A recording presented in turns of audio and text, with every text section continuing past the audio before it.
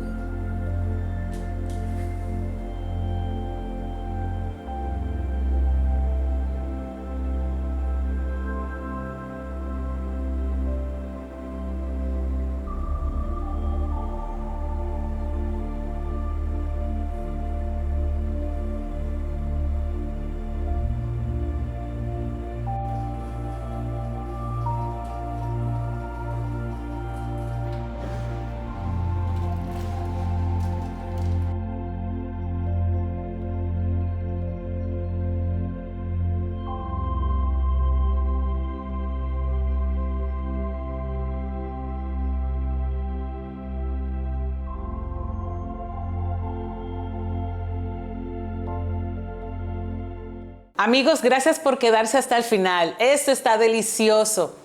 Para sus tardes de té, quedar bien con la familia, con la visita. Como no es muy dulce, usted al final también puede agregarle, si quiere, una capa de chocolate arriba, nueces, acompañarlo de helados, de una batida de su café favorito. Seguro lo va a disfrutar muchísimo. Recuerden, la receta siempre va a estar en la descripción del video abajo. Compartan, denle like, suscríbanse. Espero sus comentarios y nos vemos aquí de nuevo en Joca's Kitchen.